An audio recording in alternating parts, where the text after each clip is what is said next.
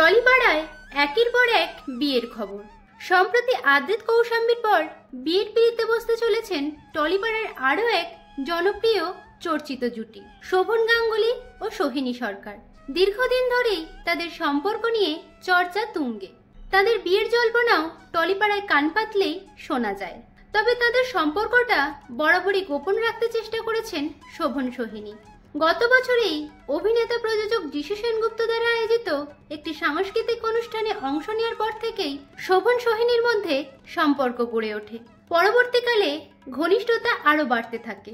ইতিমধ্যে অভিনেতা রণজয় বিষ্ণুর সঙ্গে দীর্ঘদিনের সম্পর্ক ভাঙে অভিনেত্রী সোহিনী সরকারের। অন্যদিকে গায়ক শোভন গাঙ্গুলিরও অভিনেত্রী স্বস্তিকা দত্তের সঙ্গে সম্পর্ক শেষ হয়ে যায়। এর আগে গায়িকা ইমন চক্রবর্তীর সঙ্গে সম্পর্ক ছিল শোভন গাঙ্গুলির। তবে এসব অতীত। বর্তমানে শোভন গাঙ্গুলি ও সোহিনী সরকার খুব শীঘ্রই বিয়ের পিঁড়িতে বসতে চলেছেন।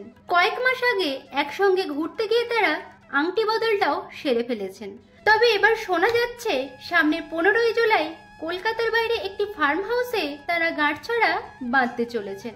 এক সংবাদ মাধ্যম থেকে জানা গেছে শোভন সোহিনীর বিয়েটা একটা রেজিস্ট্রি বিয়ে হতে চলেছে। পরিবারের সদস্য ও ঘনিষ্ঠ বন্ধু বান্ধবদের নিয়ে এই বিয়ের অনুষ্ঠানের আয়োজন হবে বলেই জানা গেছে।